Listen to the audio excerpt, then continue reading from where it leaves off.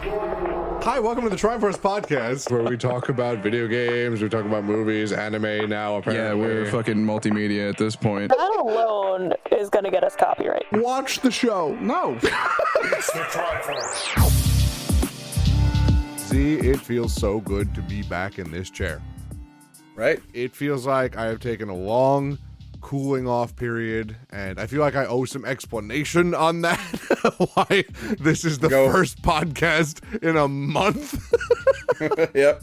I think that yeah, they deserve that. Yeah. Yes, I will say that I just, I had to take a lot of time to think about things that I wanted to do. I have a lot going on in my life, and my brain just overloaded so hard that I had a fucking breakdown. And it's a shame that this didn't happen during part 4 JoJo, because I would have had a joke about it. But like, at least we're in part 5, not too far off. Koichi's there. But like, I'll look up what breakdown is in Italian. Absolutely. But like, I just needed to cool off.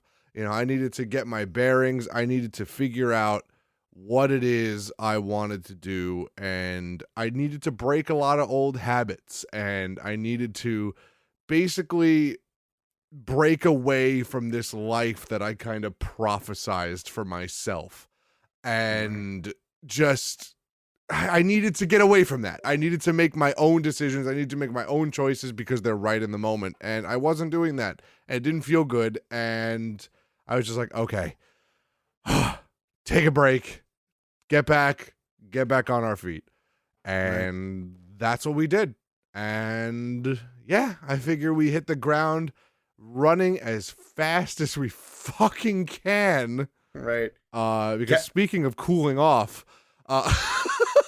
Fimble winter is upon us finally. Absolutely. Very exciting. Absolutely. Very exciting. I realized it was cold as fuck today. And I'm very glad that I have my favorite Norseman feeling better, back in the chair. I feel good. And ready to talk. This was this was such a drink of water in the desert of a game, man. Like, this was like the first time, like when you were a kid and you picked up a game that you were really, really excited to play, and you couldn't tear your attention away. Like, you could have bombs dropped outside your house and you couldn't tear your attention away from the screen for a second. Like, this is how I felt. I felt that childlike attachment to this game that I'm just like, I will explode if I don't play more of this. I will physically pass away if I do not find out what happens next. Yeah, I'm here tonight for Colton's general help, because I've been getting text messages over the past few days be like, God of War. I'm like, it's been days, not even multiple sets of hours yet. I got it like the hour it released, and I am 13 hours into this game. I have no idea how we're doing this, because I am not. Because it is so unbelievably dense, and just, we could sit here and break down the first chapter in like 2 hours, man. There's so much to dissect here, and it's so complicated, and just, oh, it's so beautiful. Like, I just love it so dearly. Yeah. It's Ragnarok. It's finally here, God of War Ragnarok. This game would have come out a lot sooner if not for, like, the pandemic. Yeah. So our actual Ragnarok happening here, It was pretty crazy. I don't know if we can go that far. I mean, but I mean, it is pretty nuts just what happens in the beginning portions of this game, and we have covered God of War 2018, so there is definitely spoilers for this game and information that, like, you should probably get familiar with before being here. So yes. This is a chance to hop back to one of our previous podcasts. Absolutely. I would definitely not say spoiler alert for for God of War 2018 because that shit is 4 years old at this point and you've had time. So Sure. there are so many like playthroughs online that you can watch. Like I'll find myself if I'm strapped for cash for a game, you know, I will find myself watching a full playthrough of the game. You know? Right. That's a luxury we didn't have as a child. So like, Oh, no way. Not even close. my fucking Game Informer magazine had to take me through the game. Is it strange that I thought of the exact same two words? Like, No, it is not. I still have. All right, so this is totally unrelated, but I think it's a real fun story. In one of my boxes in my old room, I have a copy, like a laminated copy of a Legend of Zelda strategy guide that my father printed out for me when I was a child. wow. Like it feels like as dusty old tomes as there are in Ragnarok. You know, it Right. feels like ancient information that mortal eyes should not witness. The way it's formatted, it's like ridiculous. Mm. I'll have to post those on Twitter or something when I find them again. But I found them the other day. I was like, oh my God. It felt like ancient treasure, man. I was like, hell yeah. The sacred text. The sacred text, literally.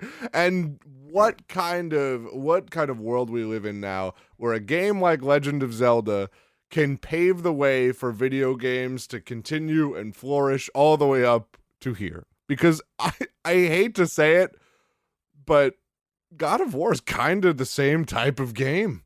It's the same, like, mechanically the same type of game. It's a dungeon crawling RPG. Right. No, it feels that way. Like, I mean, there's a lot of elements in this that I think we saw in the original God of War. A lot of the the original trilogy, and then in 2018. So, I figure just like it stands alone as one of the most anticipated games of 2022. Oh yeah. It was like God of War Day the other day on Twitter. It was like everyone was talking about it. And there's already memes, there's already TikToks, and I'm like, "Oh my God.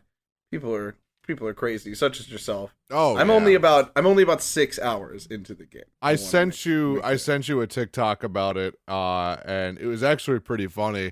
It's more boat conversations, and it's a non-spoilery one, but it's just a really cute one to listen to.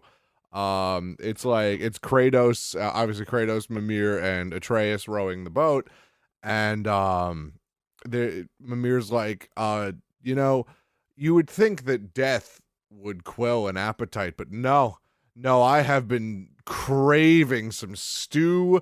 I've been craving like this other, I forgot what else he said. He's like, I've been craving this, and this. It's like, I thought I would be done with food. And then Mimir's like, what about you, Kratos? What particular thing are you craving right now? And Kratos goes, olives. And then Mimir's like, what the hell is an olive? I mean, I haven't heard that conversation yet, but that's pretty fucking funny. I love that. The man who knows everything in the world. Yeah. Yeah. What the hell's an olive? That's awesome. That's just good writing. Yeah, it's cute. Like, it really is cute. I like that. Let's talk about it, right? Let's go, because, man.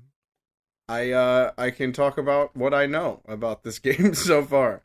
It is a third-person action-adventure video game featuring some over-the-shoulder free camera, which makes the game into one continuous shot with no camera or loading screens, which is, I mean, there's those little mini ones, but dude, Oh, yeah. it is pretty much like cinematic. It's amazing looking. It's extremely cinematic. Oh, my God, it's so beautiful. It is single-player only. And it's very similar to the previous game that is set in the Norse pantheon, which was God of War 2018, not the original God of War. Throughout the game, players battle Norse mythological foes with more enemy types than in the previous game. Oh, So. some of the enemies in this game are so cool looking. That's what I really like about this game is the design of everything. It's so it's not like they went ham with the designs. You know, they're beautifully simple where they're not so insane that you're like, okay, that's over the top. Like that's God of War 1 shit.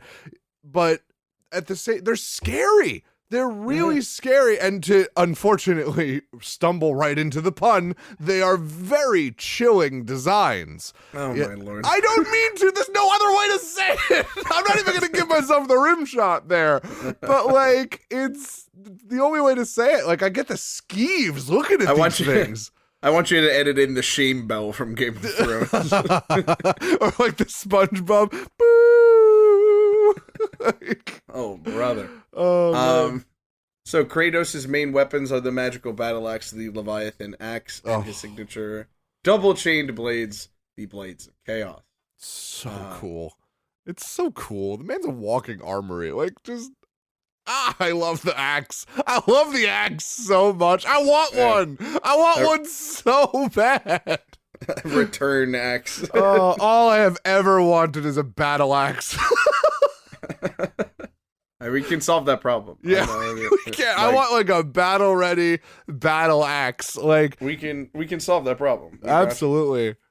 But the Blades of Chaos, wildly, I would say, pretty much borderline unusable weapon in the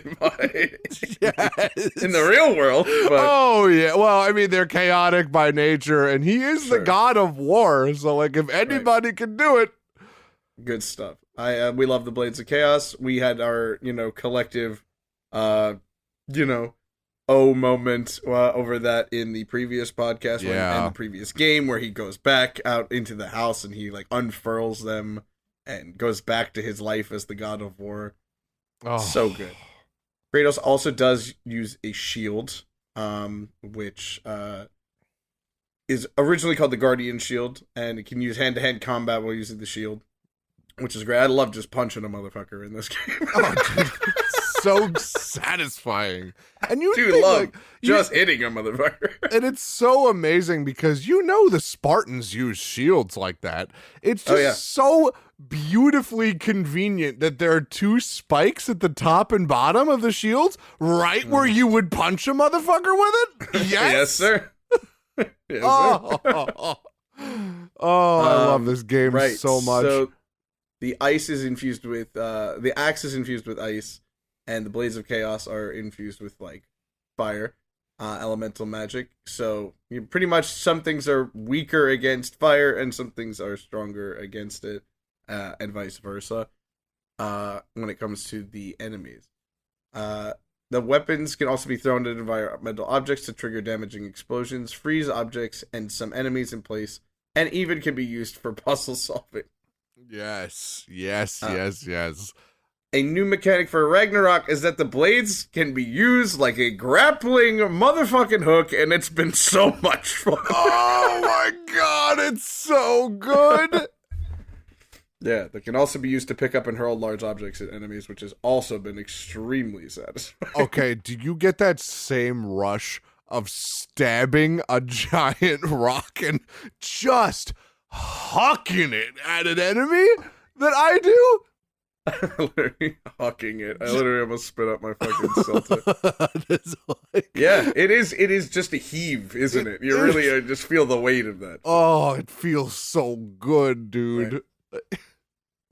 Like in the previous game, the shield can be used for in the previous game, the shield was only used for blocking and parrying. However, there are different shields in Ragnarok that can be used offensively or defensively, which is really cool. Smaller for parrying, larger for more defense, which is there's awesome. you can get one of those tower shields too, which is even just so much cooler. Like I mean, yes, the Guardian Shield is amazing. It's beautiful, and I love why he has it. But giving Kratos a tower shield is just not fair. No, that's a lot of defense for a lot of offense capability. Man took a Zeus bolt to the face, and you're giving him a tower shield. Literally, man is the son of Zeus, and you are making him more powerful. It's like giving like an AK-47 to a great white shark. Like, That I would do for the entertainment value alone. That sounds amazing. like in the previous game, the player plays as Kratos with his son Atreus, providing assistance through AI, helps in combat, traversal, exploration, and puzzle solving. But also, Atreus got his own level, which was really fun. I was like, yes, okay, yes, sir. The player can play entirely as a character other than Kratos for the first time in the series. This is like, this is kind of like the Halo 2, you know, where that can happen sometimes. And it's cool. It's definitely refreshing. And during that sequence, you know, we'll talk about the story in a little bit, but like, it's important why that happens. And like, I know you're not as far in the game as I am, but like, you're gonna love why we can do that. Right. But I'm here anyway. Yeah. Here I am. I know. I'm just like, oh, I am frothing at the mouth talking about this. I'm like, yes! That's why I'm here. Somebody call 911, please. Yeah. Okay. He's in my house. Please help. He is not in my house. He is very far away from me. Someone else help him. Additionally, Atreus has some special magical arrows, and I've really been enjoying the sound arrow. Yes! That shit is dope as hell. Oh, dude, it's so good. It's so fun to shoot. Like in 2018, Ragnarok is obviously set in the world of Norse mythology. So in the previous game, Thor, his sons were killed by Atreus and Kratos. One in self-defense and the other in abject murder by Atreus. Oh yeah. So He's just figuring out who he is. No, I know. We talked about this. Yeah. But the last game ended with Thor coming to confront Kratos and Atreus. Oh, when the fucking Mjolnir flare came out. Oh my god. Right. But so now we kind of get like some of what led up to that, and then that event happening, because it is set 3 years after the previous game. Yeah. So some time has passed. Oh, of course. So while the previous game allowed the player access to 6 of the 9 realms, Ragnarok will see the player exploring each of the 9 realms. Good to know. And unlike the previous game, all the 9 realms are visited as a part of the story. Well, I mean, we knew that was going to happen. It's literally in the title. You know, you can't have a game where Ragnarok is taking place and not go to Asgard. That's just not possible. I suppose not, right? I suppose not. The Fiery Realm, Muspelheim, the Fog Realm of Niflheim, were occasional options to explore in the previous game. The other returning realms include Alfheim, home of both dark and light elves, Helheim, the land of the dead, and Jotunheim, the land of the giants. Midgard, the primary realm of the 2018 installment, has become a frigid wasteland, dramatically changed by Fimbulwinter, a 3-year-long winter that began upon the conclusion of the previous game. So Fimbulwinter, we got to talk about it, probably. Yes, we do. It's so strange to hear that it only is supposed to last for 3 years. You know, Fimbulwinter, the way they make it sound is like the end of days. You know, that's it. You know, we're done. All the magic in the world is gone. Like, it gets so cold that it literally freezes the magic out of people. And it's only supposed to last 3 years. Like, what? Like, a motherfucker could hold himself up for 3 years and survive. Like, what is he, fine? Like, you know? Yep, for real. I mean, it's a lot of changes, and I thought I forgot it was 3 years, to be perfectly honest. I thought it was like supposed to last for like that was 1,000 like years, 60, at least like 50 or 100 years or something. Yeah, like, no, just 3. 3 years. God, you get a cool like 950 days. We've been dealing with COVID for 3 years. Like, straight up. This is it. It was. You're right. It was Fimbulwinter. It wasn't Ragnarok. Yeah. It was Fimbulwinter. I'm dying. The Lake of Nine, previously navigable by means of a boat in the previous game, is now frozen over. Previously inaccessible realms include. I've been working on my pronunciation of this because I've been waiting for this. Svartalfheim. Yep. The industrial abode of the dwarves. My literal favorite so far, by far, by a long shot. I just love Brock and Sindri so much.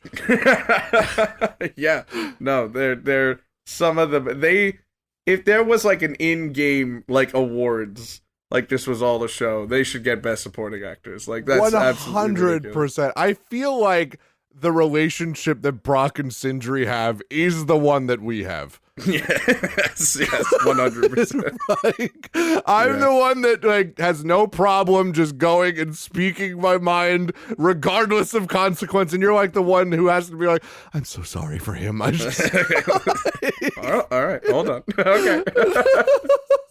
And I am definitely, Abby will attest, like, if I see something that I can clean, I'm gonna clean that shit. Oh yeah, 100%. I'm just like, fuck it, I've been dirtier. So we've got Svartalfheim, Vanaheim, the lush home of the Vanir gods, and Asgard, the humble home of the Aesir gods. Jotunheim and Asgard are only visited as part of the story and cannot be accessed after its conclusion. Interesting. Ooh. Very excited. Very excited. All right. So, I mean, the rest is just the plot. So, I mean, what do we think about the access to kind of all 9 realms in this game? Good. Very, very good. Okay. It's all right. like, it's... What a review. It's like... Good. Very good. No, it's cool because you get to see all of this culture, like all of this mythology in front of you. You know, that was the coolest thing about mythology is the imagination about it. It's like, imagine getting to read like a book that you really, truly adore and seeing it on the big screen and it's everything you wanted it to be. This is that same feeling for fucking Norse mythology. I'm like, right. Yes, please. Like, yeah. And it's so well crafted and it's so well researched because let's be honest, I'm a fucking sucker for Norse mythology. It's so well researched and well thought out that I'm just like picking out things like in the background, like, oh yes, thank you. Like, and if you stay in the realms long enough, like there's things you can do like before moving on to the other realms. Like there's other things you can do in there. And you find out these little tiny lore tidbits and all these names get thrown around and you're just like, yes, fucking yes. It's so good to listen to. And I don't know how to say more without spoiling everything. But right, it's sorry. Like, no, it's okay. It's totally fine. We can talk about where you are in the story. Like, I'll talk about everything up until where you are. But right. I just feel so good playing this game. I don't know how else to say it. If you guys are on the fence about purchasing this game, it is probably the best $60 you will ever spend in your whole life if you like God of War. I have to add that caveat because I realized a qualifier. God of War fans only. You will enjoy this. Fuck everyone else. God of War fans only. Eat a huge dick, new players. Oh man, fuck! Oh my god! Fuck non-God of War fans. All my homies hate non-God of War fans. There are 2 groups of people in the world: God of War fans and non-God of War. I mean, it should have been obvious, but if my employment has taught me anything, it's never assume anyone knows anything. Oh my god. That's really funny. Okay. Taking place 3 years after the previous game, Kratos and Atreus have been hiding in their home in Midgard and training for the inevitable battle ahead of them. They return home from a hunting trip following a brief but utterly fucking terrifying ambush by Freya. Oh my god. Dude, she can shapeshift. Like, that should be a woman who controls nature and can become it. That's horrifying. That's just a terrible thing in and of itself. Then factoring into the equation that you kind of killed her kid. She is on the warpath, yeah. Yeah, that's not great. That's already 2 ticks in the bad column. Don't piss off your local forest witch is great advice. I like that. I really like that. Kratos and Atreus find their wolf Fenrir in his final moments. Little boy. Oh my god. Okay. I couldn't get through this. I couldn't get through it, man. I just like, and even Kratos. Like, I know Kratos is supposed to be this stoic, like, pillar of non-emotion, but like he still managed. He still managed. But at the same time, you still felt the way he did. You knew he felt it, and he just didn't show it, because like you could hear it in his voice and the way he talked to Atreus afterward. And just, oh my god, hearing Atreus just tell him it's okay, you can go. Like, I just, no, absolutely not. Oh my god, I'm naming my next dog Fenrir. I don't care. I just like Fenrir. Oh my Love god. Even if it's a Chihuahua, that'd be hilarious. That would be so funny. Fenrir, attack. It's just a fucking beagle. Like, after Fenrir passes away, Atreus sings like a song, like a prayer, and like something happens. I'm not still very sure like what happened. 3 little light orbs come out of Fenrir, and they kind of just dissipate. Some fucking magic stuff happens. Fucking giants, man. Giants. After Fenrir passes away, Atreus, overcome by his emotions, uncontrollably transforms into a bear named Bjorn. Didn't know it had a name up until this very fucking moment. But you know the bear is named Bjorn. You know what Bjorn means, right? Bear? Bear, yes. I'm just thinking of, I think it was Robot Boy. Do you remember that show? The little motherfucker with the blue horns. Oh my god! You remember that shit? You remember that show? Yes! Yeah? There was a snooty, rich villain character named Bjorn Bjornsson, and that's all I think about whenever I hear that name. Him. Oh my god, Robot Boy! I haven't heard about that. I haven't thought about that show in like a decade. Shout the fuck out, bro! Wow, for Robot Boy, fucking amazing show. Bjorn Bear Bearson. It's the moon of bears. It's unbelievable.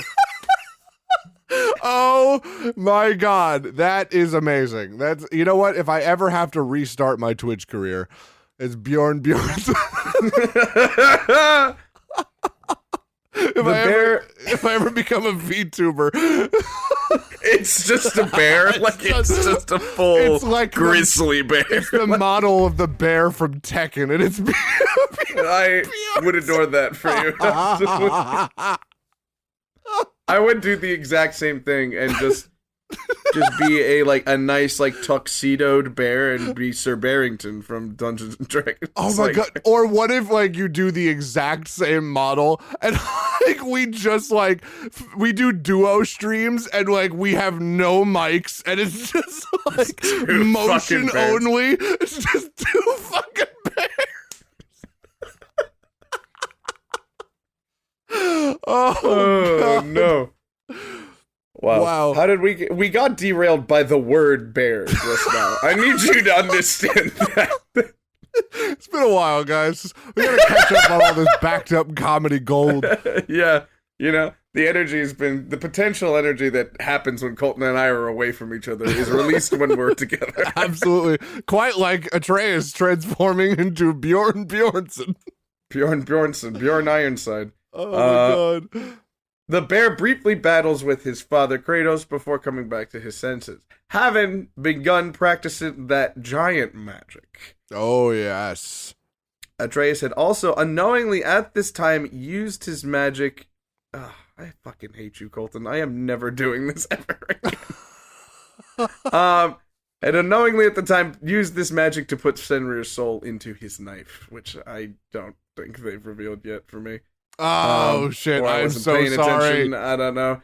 Afterwards, the vision that Atreus had at the end of the previous game comes true, in which Thor comes to Kratos in Atreus' house to confront them, which was the ending credit scene of the last game. And it's just like Kratos and Atreus, there's like mad thunder and lightning, and they both run out, and Kratos goes, "Who are you?" And he just whips his cloak away, and it's Mjolnir. All right, Z, I'm taking over the reading because if it's gonna do that to you, I'm not letting you spoil yourself. Thank you. Ridiculous. I can't believe. Yo, Wiki, chill. Like, the game's been out for a few days, guys. Well, I can't believe you're even that far. Fuck off. You know what? Jobs. I'm gonna take the L on this one because if we're reading the plot of a game. The assumption is we've played it. Right. I guess so. All right. You know what? Never mind. I'm so sorry about that. Don't worry. You have amnesia. No, You've got amnesia. Congratulations. I've had the game for many years. It's very good. Actually. Absolutely. It's all good. Yep. That's all good. All right. Afterwards, the vision of Atreus had at the end of the previous game comes true, in which Thor comes to confront them. Thor is accompanied by King Dickhead Odin, who promises to leave Kratos' family alone if Atreus abandons his search for Tyr. Kratos refuses the proposal, and he and Thor duel each other to a stalemate, returning home with the aid of the Huldra brothers, Brock and Sindri. Forgot they had a last name. I forgot that was their last name. Yeah, Huldra, bro. Absolutely. I think it has something to do with the word cauldron, actually, if I remember correctly. Oh, very nice. And there's a few things we got to talk about in that meeting with Odin. So first off, it's just Thor. He shows up. He brings mead, and he's like, "I was just being polite." You know? I thought he was gonna be cool. I thought he was gonna be kind of like a pseudo homie. You know what I mean? Yeah. It's weird, and it is really funny. The perspective play that they did here when Thor first shows up and Kratos is in the background and Thor's in the foreground, or the Thorground, if you will. Oh my god! Thank you. You deserved that one. Gonna have a fucking Thor spot in the morning over this shit. Oh, there we go. Excellent. We're really, really getting it out here, guys. Yeah, we're ready. But he walks up to Kratos and he's like, "Can I come in?" And then Kratos kind of steps aside of the door, and then as he walks up to Kratos, Kratos isn't even up to his pecs. Thor is 7'11". He is huge, enormous. He is a wall of meat. That's how I'm trying to look. That is exactly how I want to look. If I still had my hair, I'd grow my beard out like that too. Are you kidding me? For real. I mean, you have to present a god. You have to present a god in a model form, and you have to make it we know at this time that all the giants are dead. We know that Thor is a very prominent murderer of giants. So yes. the average person will be able to put it together that this guy killed the giants. So we have to see someone who would believably could cross up 60 giants. Imagine, you know what? For the uninitiated, shout out to Robbie Coltrane. Imagine if Hagrid could throw hands. Right. Just absolutely fucking massive man. Huge. He has to look invincible, and he does. It's just so scary. His mere presence is so scary. So he sits down and the fucking bench noticeably shifts. And Kratos sits down at the other end and he pours the mead, and like Kratos doesn't take a drink, and Thor's like, all right, kind of like, fuck you, man, like, all right, whatever. He's like, you're here to speak. No. Do you remember what he does? What? He takes the cup and he offers it to Atreus, and Kratos takes his hand and just shoves it back down onto the table. Oh, yeah. It was so funny. Oh, yeah. That was good. That was really good. Yeah, he just says, I was just being polite, and then he just drinks both drinks. Fucking Thor, man. Like, I wanted him to be cool. You know, I wanted him to be really fun and cool. He's a great antagonist, though. Oh my god. Yeah. I think he is really fun and cool. He just happens to be an antagonist. On the wrong side. Yeah. Yes. Oh, I would love to drink with Thor, but I would also be shitting an entire brick house. Like, oh my god. Yeah, so Kratos, being fucking Kratos, was like, you're here to speak, then speak. Just, oh god, Daddy. the way he can command any situation is just like, yes, I want that in my life. And then Thor basically lays it out. He's just like, you know, we came here to talk, and we came here for basically a peace talk. And then the door opens, and who is there but the fucking Steve Buscemi ass, like, old man? Like, what's I can't believe I forgot his name. Who's the actor that played the Green Goblin? Oh, Willem Dafoe. His Willem Dafoe ass walks through the door and is just like, we just want peace, Kratos. We just want peace. Like, just leave me alone. Leave me the fuck alone. He knows that he's killed an entire pantheon of gods, yes! And it would just be a difficult Sunday for him to kill him. Exactly. I did kind of love the way Odin came in. Like, I wanted to believe him at first, but, you know, it's Odin. Odin is very much known for lying and conquering and bending other people's minds to his will. Like, he literally comes in, he's like, you know what? Here's my terms. Leave me the fuck alone. Like, stay here, stop looking for Tyr, and leave me the fuck alone.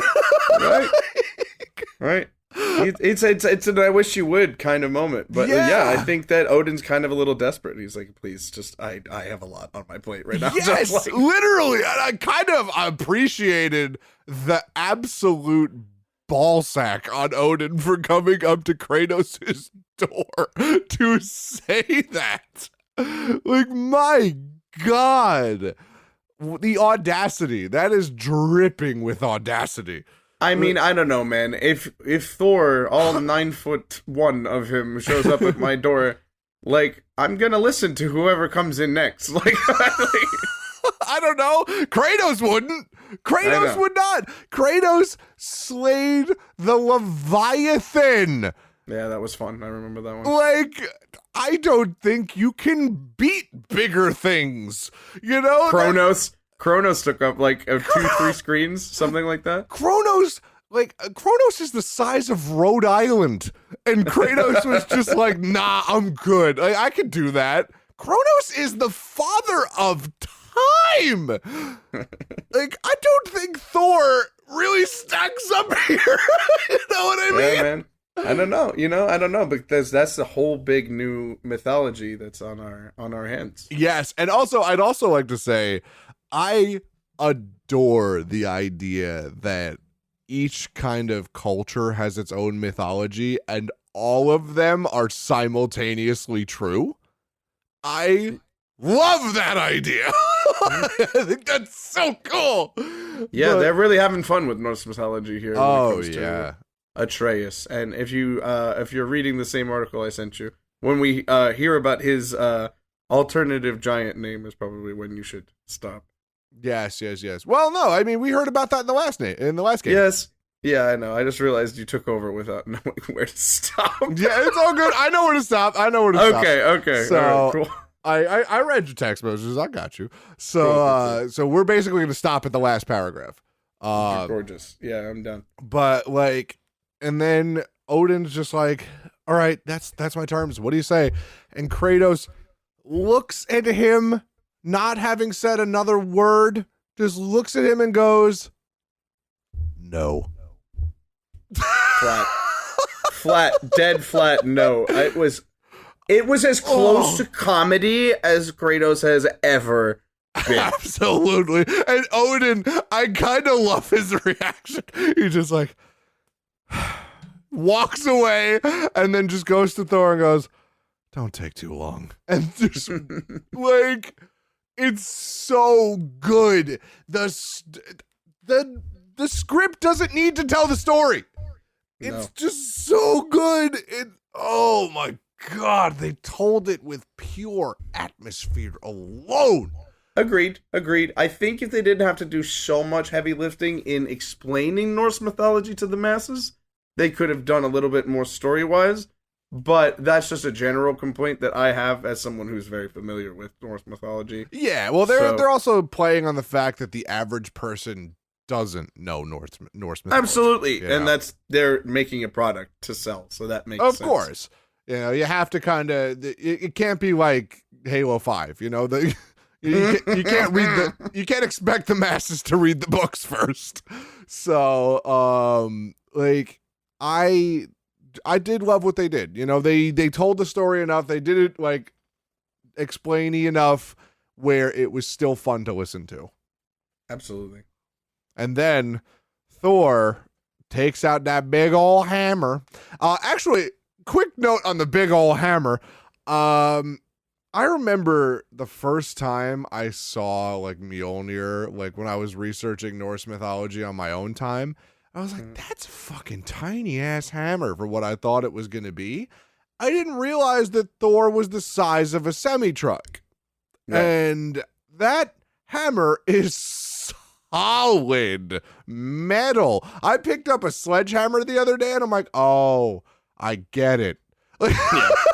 No, I think he needs he needs the strength from the belt to wield it. Yes. And the gloves to hold on to it, right? Yes. It's a vastly powerful magical item as well. Despite the fact that it's from, like, a fucking anvil that you can carry around. It's literally an anvil on a stick. And like, I was like, okay, I get it. And it's got like the strap at the bottom of it so he can swing it around. Oh my God, that's not fun. That's not fun to look at. You know? I think in the Marvel version of Thor, they make very, very constant use out of that. That seems to be kind of like one of the main ways that he used the weapon, and that's how I respect that. I think that's really cool. But it was fun to see it used as like a heavy bludgeoning weapon. That was really fucking cool. Yeah, it's really cool. At least, but in Marvel, they made Mjolnir look like a lot bigger than it actually is. Looks like a toaster. Yeah, it does look like a toaster on a stick, but at the same time, I kind of really love the way that Mjolnir is really shaped, because the way Thor throws it around, it's got that point on the end of it, and when he pins people to the wall, that's gotta fucking hurt so bad. Yeah, that's just an iron spike in your sternum. Oh my God. Can't exactly tickle, you know? Yeah, so let's talk, speaking of getting a thing thrown at you, let's talk about the fight. Let's talk about the new hole that they have in their ceiling. That's called an involuntary sunroof. Oh man, not that there's much sun anymore, but... All right. It's not called Fimble Summer. Oh my God, not at all. So yeah, Thor just, like an attack dog, like a weapon, just sort of starts fighting out with Kratos.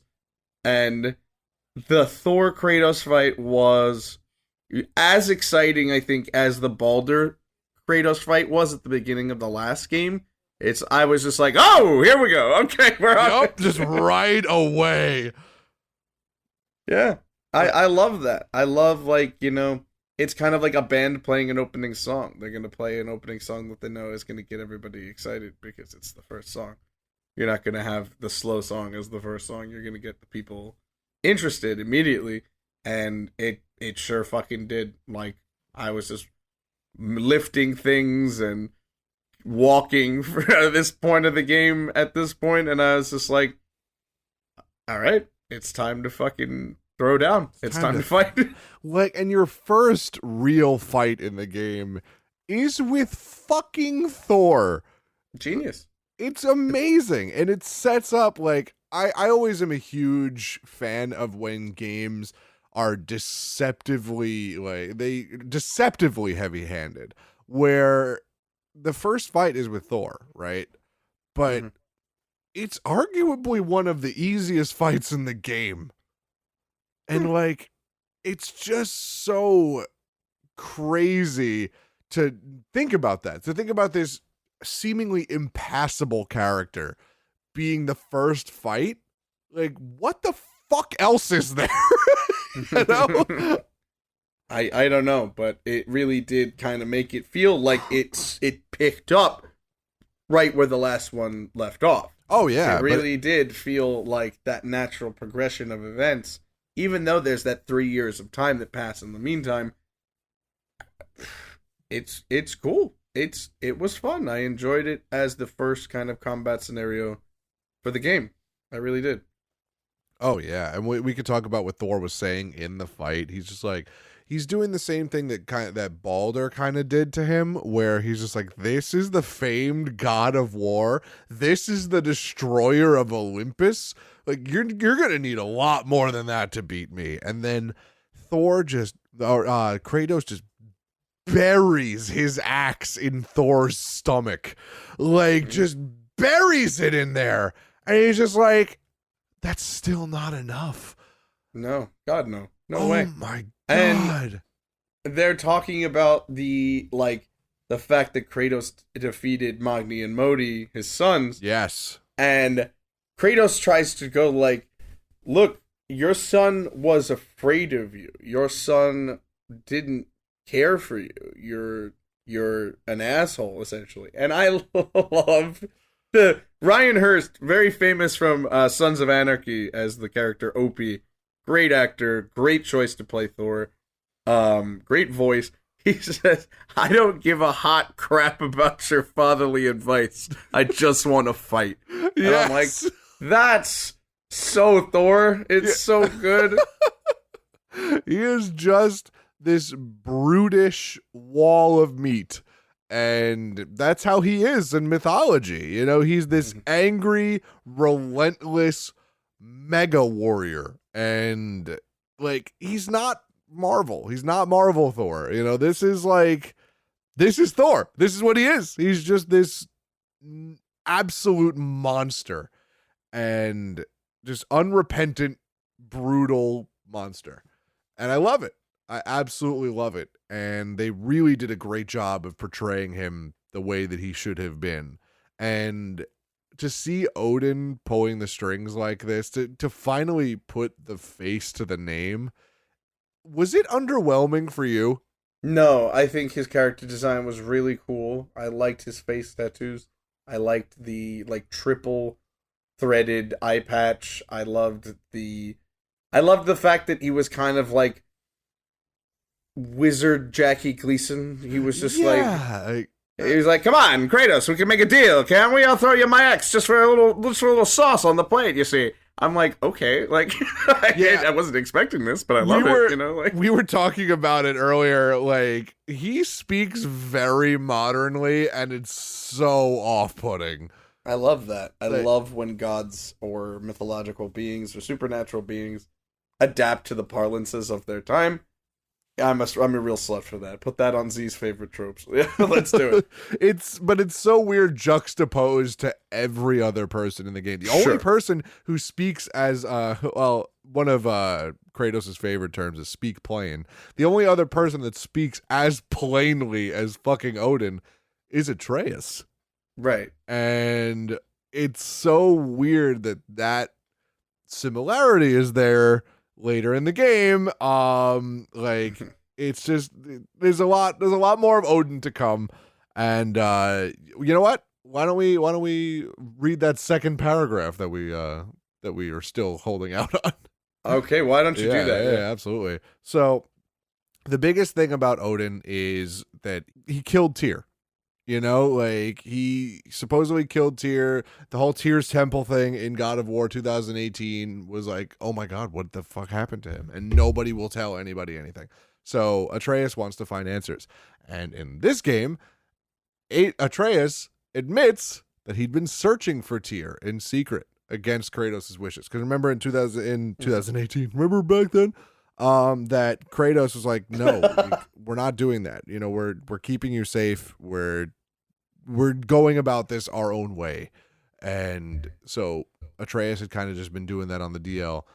He's eventually found a potential clue of his imprisonment in Svartalfheim and begs him to save this, and begs for help to save him as a way to prevent Ragnarok.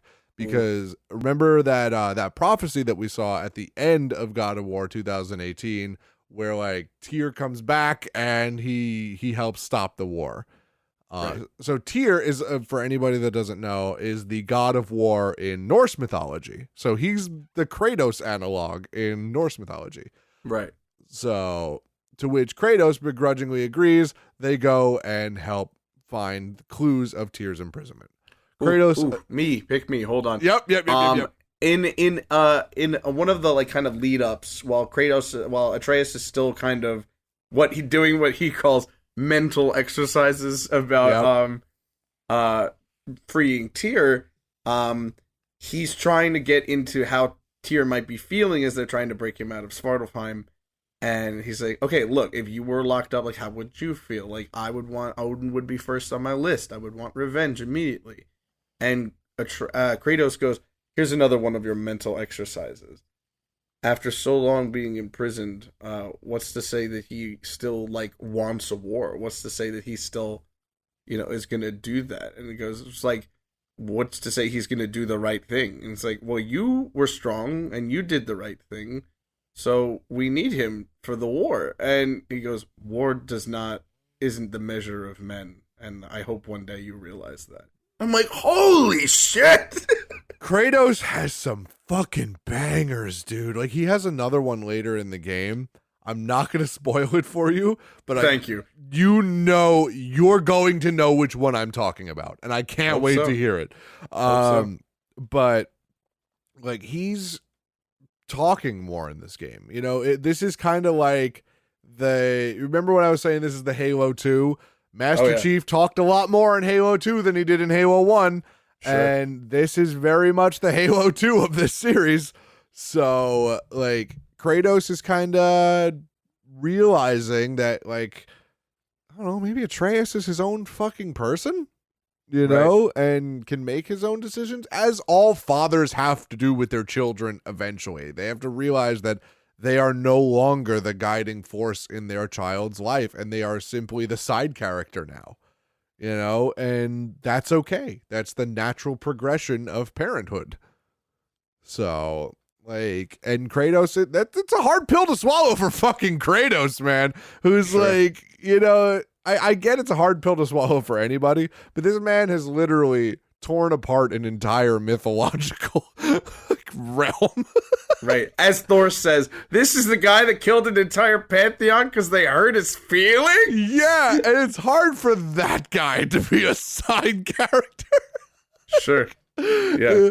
But kind of difficult when you're pushing God of War ×2, Exactly. When you're about to rip apart another pantheon of gods. Very difficult. So so they kind of shove off, and Kratos is trying to learn how to trust Atreus to lead, and it's difficult, very difficult. So Kratos, Atreus, and Mimir head to Svartalfheim and release Tyr. So he's not dead. Everyone thought he was dead. Every single person in the realm thought he was dead, except for that one dude, that one dwarf that we were that wasn't brought up in this. What was his name? Durlin? It is Durlin, yeah. Yeah, Durlin. So basically Durlin and Freya, this is like this is revealed at this point. Derwin and Freya led a revolution against Odin. You mean Faye? Did I say Faye? I said Freya, didn't I? I think so, but Okay. I am not sure. Yeah, Derwin I'm and almost Faye. certain it was Faye that was reading the rebellion. It was Faye. Yes, it was Faye.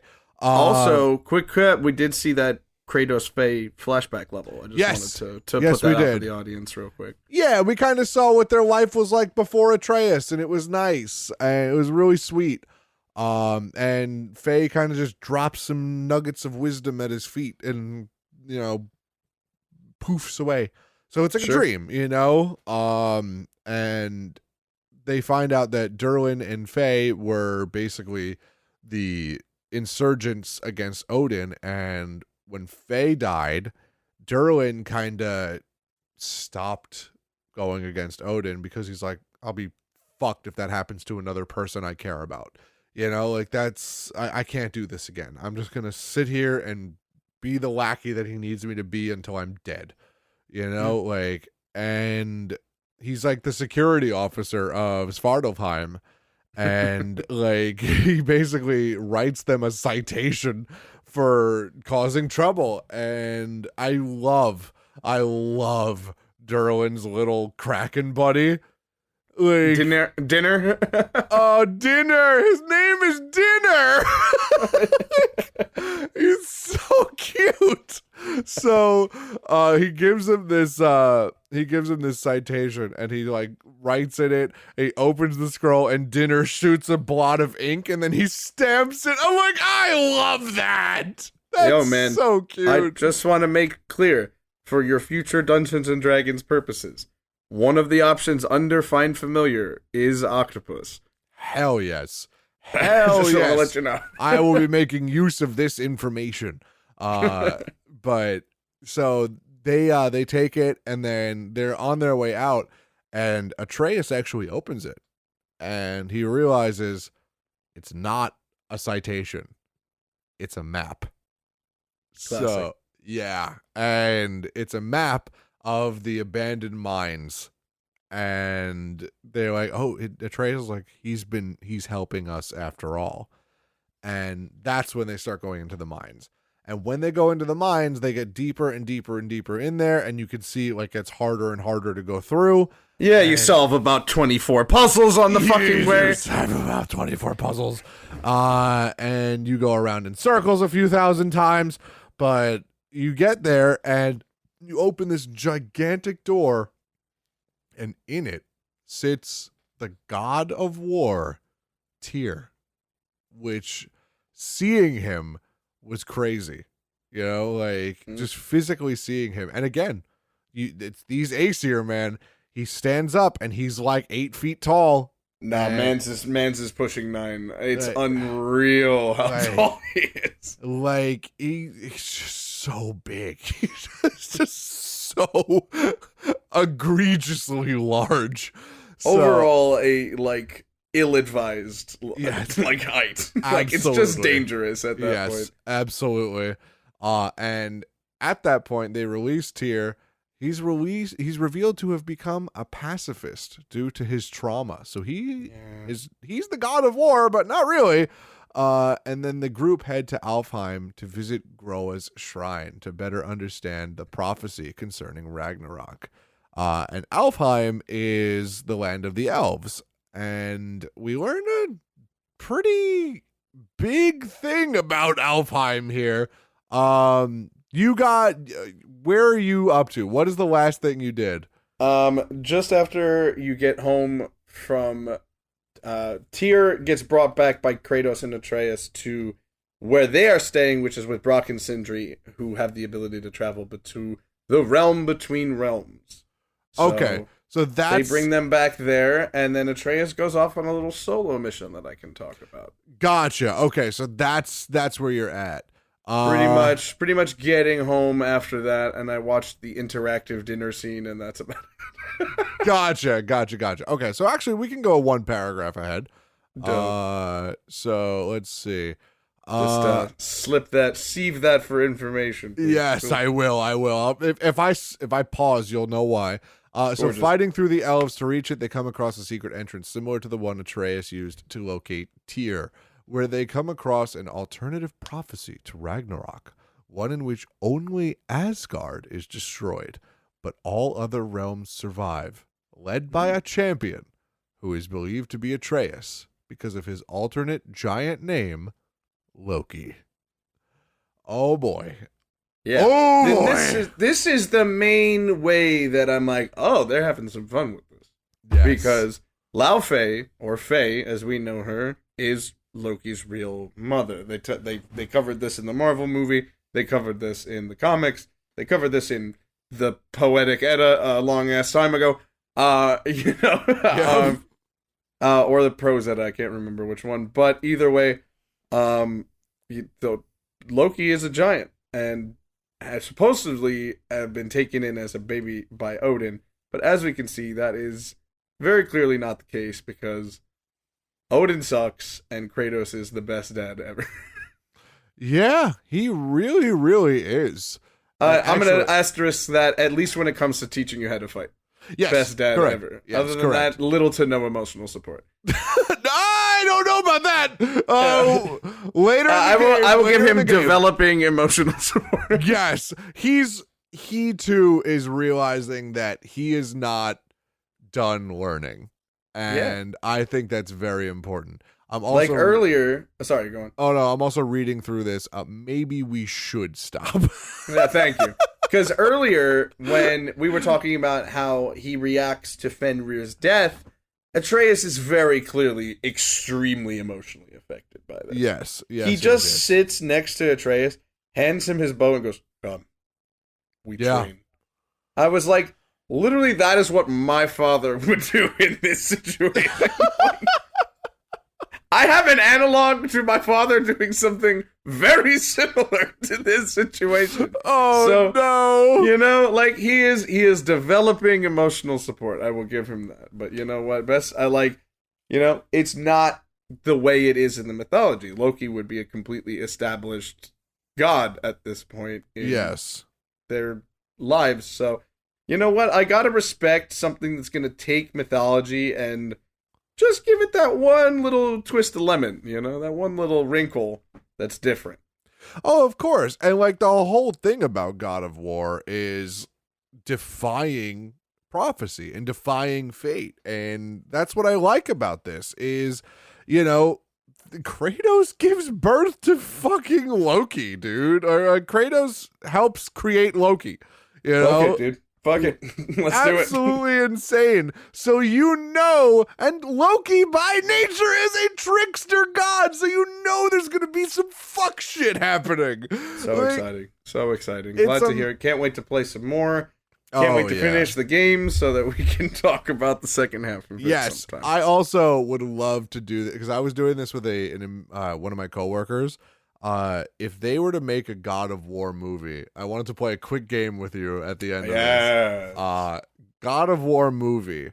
I would love to go over some actor picks. Now, obviously, you already know my pick for Odin. It's Willem Dafoe. Willem Dafoe, bro. He would, no funny, he would absolutely crush that. He was recently in a Viking movie, The Northman. I don't know if you saw that. Yes. Really good. Oh, please. That's Really such a good. good movie. Odin, I've got to get. You know what? My mind obviously shoots to Anthony Hopkins because he did it in the Marvel, but I would really love like a Giancarlo Esposito Odin. Yes, he's so intense and he has the capacity to be so shitty. I think that would be fun. I would really like to see. Oh my god, I had his name. Just a moment. I would absolutely fuck with a Tom Hardy Kratos. Really? That works for me. Someone nice and big and strong that isn't Dwayne The Rock Johnson can do this. Yes, I was actually thinking, what would be better is somebody brand new. I want somebody to debut in the role of Kratos. That would be cool. Bjornsson, Half-Thor Julius, the Mountain from Game of Thrones. Fuck Thor. it, throw him in there. I don't give a fuck. Whatever. No, Half-Thor and Bjornsson's got to be Thor. Oh yeah, nice. Oh Hell yeah, he's got to be Thor without Oh. a fucking doubt, dude. Love that. I do have to say that we stand Fat Thor in this house. Oh All day, yeah, every oh day. dude. That's- Mythologically accurate Thor. That is what strength looks like. Yeah, That's strength. That's killing giants. That's not, Yes. that's not bench press. Yeah, I don't know. For Atreus, I think any young actor would do, the trick. Depends on whether you're doing little kid Atreus or this Atreus, preteen Atreus. I was thinking, unfortunately, they would go with a Tom Holland kind of character. I was think thinking they like would a do Timothy Tom Chalamet or some shit like that. Or I was thinking another one, because I would think. Do you ever watch Stranger Things? Obviously, right? I have, yes. A Finn Wolfhard Atreus. Oh yeah, fuck yeah, no problem with that. yeah. At all. That'd be I cool. have one demand. What? I have one demand. A single demand. Yes. And that's Sacha Baron Cohen as Mimir. That would have been great. How I'm going to throw you a really crazy pick from Amir, actually. All right, talk to me. John Cleese. Oh, I mean, if he's down, of course. How If John Cleese is crazy down would for that be? anything, he can do anything that he wants. He could have a Hulu special of him reading the phone book. I would watch it. How No, cool would a absolutely. John Cleese Mimir be? Down with it. Absolutely down with it. Categorically down with it. As I would far, like- I was gonna say, as far as Freya goes, did you ever watch The Boys? I've now Abby and I have finished season 3, so we're good to go whenever The- you want to talk about the boys. I forgot Maeve? Maeve? Yes, Maeve would be a perfect Freya. I found out her name the other day and I forgot it. Her first name is Dominique. I know that. Yes, Yeah. McElligott is the last. Yes, Dominique McElligott. Yeah. Absolutely would be fantastic. Yeah, no, here's the thing though. I kind of want I'm not gonna lie, maybe a definitely want Eric Andre to play Sindri for some reason, and I definitely want Seth Rogen to play Brock. I kind of love that. I don't know about Seth Rogen. Doesn't really matter to me personally, as long as they can be loud and fart. It's like. Do you know who I'd kind of love as fucking Brock? Jack Black. Oh yeah, I think he'd kill that. I just I just know that there's I just want Jack Black to be the voice of Jormungandr for absolutely no reason. But it's perfectly just Jack Black. Yeah, no. Oh my god. Yeah. I also had he's a- I'm Jormungandr. I'm the world serpent. What can I do for you? Yeah, and I had a pick for Sindri. Charlie Day would be a perfect Oh Sindri. yeah, no, yeah. I'll feel you there. I'll feel you out on that one. Yeah. I would even like one of the other guys from It's Always Sunny for Brock would be good. Maybe Rob McElhenney. Oh, yeah, Danny DeVito. Danny DeVito. Danny you know what? DeVito He's would got to be- play Odin for me. Look, Kratos. Here's my plan, Kratos. I throw garbage all over the ground and I start eating it. I'm the He just- trash man. He just comes up with the little step up ladder that he uses, bro. Yeah, no. Yeah, that's a fun game. I like that. That's good stuff. Yeah, that's good. And we're gonna find some more characters to play, and we'll play this in the second part of this, because wow, there's a crazy cast of characters, and I can't wait to get into it. Also, Yeah, Conor it was McGregor fun would be to great. talk about what I could talk about. Conor McGregor would be a great Balder, by the way. Conor McGregor would be a great Balder, agree. But Yeah. I don't know if he can act. Well, I mean, he just is Balder-esque. Oh, definitely. You Yeah. know? I don't think he needs to. A large mountain man. essentially. Absolutely. Just a large, eccentric mountain man who cares not for nobody. Covered in tattoos. Exactly. All Oh, right. man. All right. Well, this was fun. I am going to go back and finish this game, more than likely. I'm going to go hop on right now in the 45 Hell minutes yeah. that I have before I need to make dinner. I gotta go. Absolutely. Oh, my good, sweet God. Thank you guys so much for tuning in. I'm so sorry again for the break, but we are back for the foreseeable future. So thank Here you. we are. Thank you for sticking around with us. Z, would you like to plug first? You know what it is? It's always there. I haven't had a lot of traction on my Instagram recently. So, go check it out if you want to. It's in the description. All right. I'm going to plug Twitch. I changed my stream schedule a little bit. I'm actually streaming more in the afternoons now rather than at night because I realized that my target demographic is tired adults. So why the fuck am I streaming at 10 o'clock at night? Yes. So I am streaming more in the afternoons, like 3 o'clock to 7 o'clock ish. So you can check me out on weekdays there. Check out my Discord for details. I'm also going to be expanding my content a little bit. Z, I really was waiting for this podcast to announce this. If it hasn't already happened this week, it will happen next week. I'm going to do a stream where I design a Yu-Gi-Oh archetype. Oh my God. And I'm not going to necessarily draw them. We're going to type it out. We're going to have a whole day about it, and it's going to be fun. I really have been thinking about this for a long time, and I think it could be fun as hell. Like, we can expand old, unused archetypes and make new ones entirely. If you want, if you have, like, whenever you figure the ideas out and you have, like, 2 or 3 cards, I'd be happy to draw you some card art. I would adore that. Or if you want, you can come and help brainstorm with me because I think you would love the shit out of that. I'd like that too. I agree. Hell yeah. So we'll do that. I appreciate that. Yeah, you can find me on Twitch at twitch.tv/CEasySpecial. Go check me out. I'm playing Star Fox Adventures right now. So that's been an event. What's the Stairfax on those temperatures, my friend? Oh, they are cold. Someone, Colton, I don't know if you interacted with it, but Jiggy definitely did on Twitter.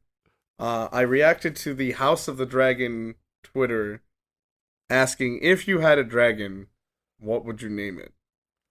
Ooh. And so if you play the game with me, I'll play this game with you.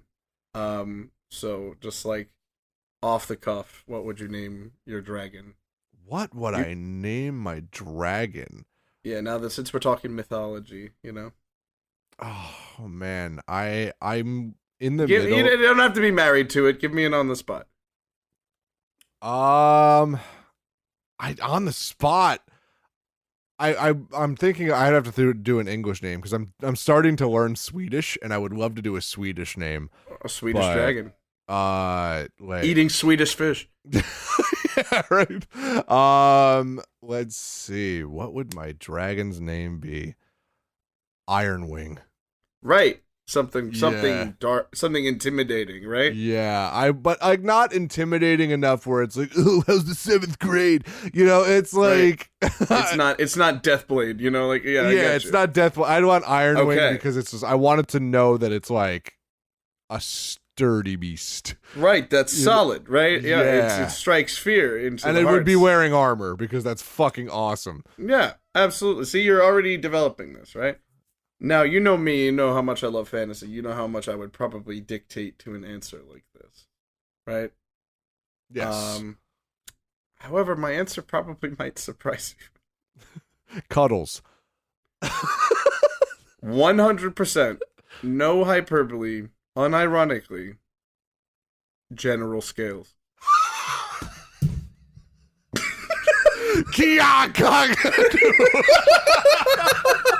Oh my god, I have such a problem with that. I know, language, but hold on. Anyone that has a problem with it can just get eaten or burned. No, not with General Scales being the name of your dragon. If you are going to make a fake language, don't make the proper nouns in English. Go the full mile. Yeah, get the full Monty up in that shit. Oh, that's so stupid. It's so stupid to listen to. Names are fine, but there's no reason you should be saying general in English. It's so true. Like, why? It was one of those things where I just got secondhand embarrassment just listening to. I was like, absolutely, it's top tier AAA title. Holy fuck, dude. I'm so glad for that translator that Slippy worked hard on. Anyway, this is a God of War podcast. Anyway, take care, everybody. This was fun, dude. Yeah, it was, and we're gonna have some more fun once we're all finished up and ready to talk about the next. But in the meantime, folks out there, stay warm this winter. Absolutely, very warm, very warm. That was a very weird way to end this podcast. I felt you lean forward to your mic. Like, oh, it's very warm. Oh yes. All right, no, we're done.